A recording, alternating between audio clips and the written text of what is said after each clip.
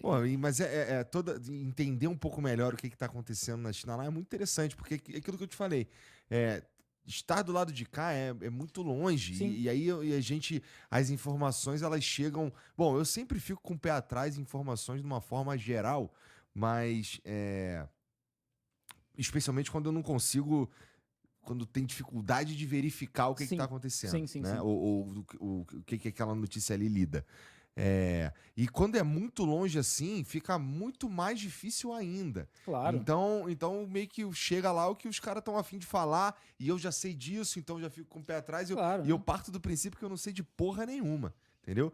Inclusive, cara, quando caiu a ficha pra mim, que acho que foi o Elias que falou, que ele falou assim, cara, os caras estão aí há 5 mil anos, cara, o que eles estão pensando sobre esse assunto aí que você tá falando, sobre liberdade de expressão, por exemplo, a ideia deles sobre isso daí é completamente diferente da tua, que tá aqui. Você vai pensar de um jeito, o cara lá simplesmente pensa de outro. Então, muitas coisas que eu pensava e falava, era eu tentando impor a minha visão Sim, sim, sim, sim. ocidental sobre a vida dos caras que estão em outro ritmo há muito mais tempo. Inclusive o nome disso é orientalismo. Que é a gente, com a nossa visão, tentar julgar e pensar, pô, eles estão errados por causa disso aí. Tem um pesquisador palestino chamado Eduardo Said, que já faleceu, que desenvolve essa ideia. Que a visão que a gente tem do Oriente Médio, do Oriente Distante, que seria o leste asiático, é uma visão criada pela Europa. E não Faz criada sentido. por eles. Uhum. Né? Tanto é, de novo, né, que a gente, falando da Segunda Guerra Mundial, pô, assim, quem que sabe aqui que morreu mais de 20 milhões de pessoas na China? Não sabe. O massacre de Nanjing, não sabe. A minha teoria, por exemplo, é que a gente não sabe dessas coisas porque a gente vai começar a ter empatia pelos chineses. A partir do momento que a gente começa a entender que eles sofreram isso tudo, a gente começa a ter empatia. Porque a gente tem isso com os judeus. E tem É. que ser, né, cara? Morreram Uhum. 6 milhões de judeus, a gente tem que lembrar isso aí para que nunca mais aconteça. E tem que ter mesmo. Imagina, tem um monte de filme, série, etc. sobre isso. E na China, não. E a minha teoria é de que, em parte, é porque, como os Estados Unidos quer a China como inimigo, não é bom que a gente tenha uma empatia pelos chineses nesse ponto. E aí, além disso, se lava a imagem dos japoneses, não se condena muito o japonês, inclusive muitos japoneses eles deixaram de fora dos julgamentos lá que teve na Ásia, porque eles teriam que julgar pelos mesmos crimes que eles cometiam. No caso, a França, a Inglaterra, Estados Unidos. Os japoneses falam isso. Como é que vocês querem condenar a gente pelas mesmas coisas que vocês fazem nas colônias? Então, a ideia que eu entendo é isso, né? Pô, se a gente tiver empatia pelo chinês, como é que vai ficar a ideia de atacar a China? O tal do criar o consentimento na população. Né? Porque a gente Uhum. está vendo eles fazer isso com a Venezuela. Ah, a Venezuela dá passaporte para o Hezbollah. A Venezuela faz isso, a Venezuela faz aquilo. Isso vai criando um consentimento no povo. Né? Vai mesmo, faz sentido. E aí chega um momento que fala: não, tá certo, tem que parar com isso mesmo, tem que tirar o Maduro do poder, tem que fazer não sei o que lá. Tu vai ao cinema lá na China? Eu fui no última vez foi para ver esse filme sobre o massacre de Nanjing. Maluco, todo mundo no cinema chorando, inclusive eu, porque é muito violento. Mas tem as legendas em Em inglês? inglês, inglês, inglês. E uma parada interessante que não tem classificação indicativa no cinema, cheio de criança lá vendo chinês ser decapitado. Tá bom. Não, assim, na internet tem, na televisão tem, no cinema não tem, eu não sei porquê. Mas, tipo, criança assistindo, sabe? Eu acho muito pesado. Porque tem cena deles empalando o bebê. Porque aconteceu de verdade, né? E o negócio é que tem fotos, os japoneses tiravam fotos disso. Então teve muita foto. Inclusive, tem um americano que achou um álbum de foto numa casa de penhor. E o bicho ficou famosão na China porque ele levou pra China e os caras, pô, isso aqui é real, sabe? Os caras foram autenticar as fotos todas e isso aqui é real. Coisa horrível. Foi um negócio absurdo, cara. E aí a última vez foi pra assistir esse filme. Quando tem. Quem são.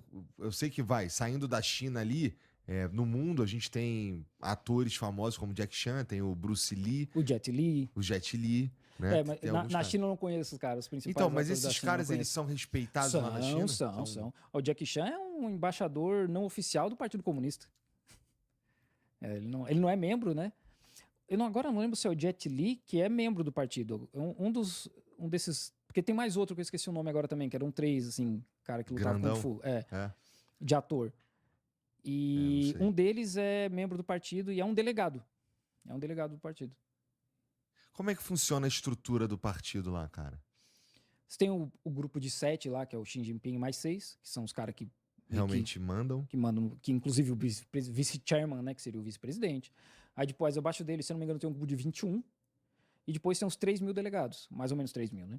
A cada 2 vezes por ano eles vão para Beijing para fazer deliberações, votações, etc. Mas eles moram nos seus estados.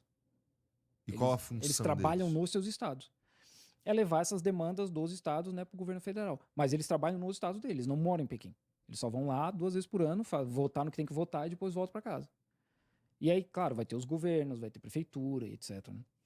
Tá. E a população vai às urnas? Não, né? É tudo eleição indireta. Mas assim, nunca teve eleição na China. Antes era um império, né? 3 mil anos de império, e hoje é o Partido Comunista. Nunca teve eleição direta na China. Hoje existe eleição direta em nível de bairro, em nível de vila, e aí dali para cima é tudo indireto. Uhum. Inclusive, a pessoa sem partido pode se candidatar, ou dos outros partidos pode se candidatar. Mas para nível de prefeitura de cidade grande, por exemplo, dali para cima é só o membro do Partido Comunista. Se fosse de outra forma, fica difícil de controlar o que está acontecendo no fim das contas, né? Mas existe isso hoje, né? Coisa que não existia antes. Então, assim, a gente sempre, no fim, a gente tem a nossa base, tem o nosso Sim. viés, e a gente acaba analisando pelo nosso viés, não tem como, né? Então a gente olha, às vezes, porque isso aí tá errado. Mas quando a gente começa a analisar a história, os caras nunca tiveram eleição. Hoje, durante esse tempo do Partido Comunista, é a primeira vez que eles votam em alguma coisa. Mesmo que seja no nível mais baixo. Incluindo Hong Kong. Como eu falei, durante o tempo colonial, não tinha eleição lá. O cara que mandava em Hong Kong era indicado pela Rainha Elizabeth. É um bando de branco que fazia, sei lá, 4% da população. E mandava na parada. E mandava na cidade inteira. Então, assim, é uma evolução se a gente for parar pra pensar. Né? Nos últimos 5 mil anos, 3 mil anos aí que era só império, hoje os caras têm já uma forma como votar. Né? Uhum. Interessante, né? Bom, é que é aquilo, né? A gente não sabe nem se os caras querem isso. Mesmo que esteja lá escrito que é uma ditadura Do proletariado, né? do proletariado, e eles, no fim, não participam do processo inteiro, a gente não sabe nem se é uma demanda do povo. Eu não sei, pelo menos. Esse ano foi o ano que as pessoas mais mandaram sugestões de leis. Cerca de 3 milhões. Você pode entrar no aplicativo, no WeChat, e fazer sugestão de legislação na China, alteração ou leis novas. E as pessoas fazem isso. E as pessoas reclamam de muita coisa. E assim, eu não estou tentando pintar que, nossa, a China é perfeita. Tem um monte de problema. Tem obra na China. Às vezes a gente vê umas obras malucas lá que os caras finalizam em um dia. Tem coisa na cidade que eu morava lá que tá há 5 anos já e não acabou. Então tem esse tipo de coisa. Tem corrupção. Desde que o Xi Jinping assumiu, mais de 1 milhão de pessoas já foram presas e processadas por corrupção. Tem problema. Né? Tem toda essa questão que a gente falou, de LGBT e tal. Uhum. Mas a gente vê que há um esforço para ir para frente, sabe? Que há um esforço do governo de avançar em muita coisa. Então, essa é a diferença. Os casos de corrupção, eles são descobertos pelo próprio Partido Comunista. Quando é grande, assim, tem muita investigação, né? E aí entra o fulano sumiu, que é muito comum, né? Bilionário sumiu. Na China não tem espetacularização de casos assim, né? Eles tiram o cara do holofote, fazem a investigação, e aí depois vem, olha, o cara realmente é culpado, o cara não é culpado. Empresas fazem isso. Se tem uma empresa grande com compliance, o cara tá sendo investigado por alguma coisa, às vezes tira o cara daquela posição, o cara vai ser investigado, e depois, beleza, descobrimos que tá certo, o cara tem que ser demitido, vai demitido. Senão o cara volta, de repente, pra vaga dele e pronto. Uhum. A China é dessa forma. E aqui, o que chega de notícia aqui? Fulano sumiu. Sumiu. Mas não tem esse entendimento de que a sociedade funciona de uma forma diferente, né? De que, a gente não quer essa espetacularização que nem agora tá rolando agora o julgamento do Bolsonaro. Mano, tem 50 canais fazendo live disso aí. Tem. E aí a TV Senado, e a TV Justiça, e os canais de televisão. Na China não tem isso. As coisas acontecem mais na surdina, de certa forma. Que não quer dizer que não tem informação sobre o que acontece. Só não é a espetacularização. Né? Tem coisas, quando é muito, muito grave, tem coisa que não tem informação? Tem. Tem um cara que era embaixador da China nos Estados Unidos. Na última eleição do Xi, ele coloca esse cara como ministro das Relações Exteriores. E depois descobriram que ele estava envolvido em caso de entregar informações dos mísseis hipersônicos chineses para os Estados Unidos. Então esse cara tá sumido até hoje e a investigação tá rolando. Então, esse é um caso que ninguém sabe onde é que ele tá, porque é um caso muito high level, sabe? Então, assim, ninguém sabe. Pode estar comendo capim pela raiz. Provavelmente não, provavelmente não. É. Provavelmente a família dele sabe onde é que ele tá. Mas é o tipo de coisa que a família não pode, nem a família pode dizer, sabe? Tipo o Entendi. Jack Ma quando sumiu. Uhum. Não foi o governo que mandou ele sumir. Só que ele começou a cutucar o governo, e aí lá na China, empresário não tem poder político, pelo menos não como tem aqui, né? E aí ele entendeu isso, ele mesmo ficou piando por uns 3 meses, e depois ele voltou. Mas não foi o governo que mandou ele fazer isso. Foi porque o cara é chinês, o cara sabe como é que funciona, e aí ele, pô, é melhor ficar aqui na minha, antes que eu perca mais do que eu já tava perdendo, porque ia rolar o IPO da empresa dele, né? Aham. Que você acha que é a maior do mundo, e o governo cortou. Inclusive, tava ameaçando dividir a empresa dele. Melhor ficar no sapatinho mesmo, né, meu irmão? Eu vou ficar com o que eu tenho aqui, né? Então, pô, ele mesmo fez isso, né? Não foi que o governo sumiu com ele. Tem cara que tá preso, e aí eu já fiz um vídeo sobre isso. Bilionário que tá preso, e os caras falam, o cara sumiu. Não, o cara tá preso. Tem a notícia, o cara tá preso. É que o cara sumiu, o cara tá preso.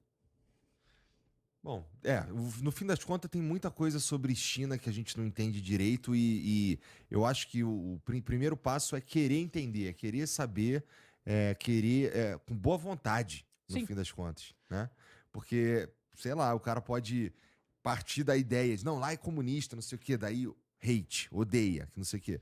E, no fim das contas, talvez a honestidade intelectual de estar disposto a entender o que Claro. está acontecendo lá pode fazer diferença, né? Acho que é por aí. O que eu vejo de problema é, como eu falei, né? Tem pessoas que são aqui no Brasil especialistas em geopolítica, ou se vendem dessa forma, e o cara vem com balão espião chinês, sabe?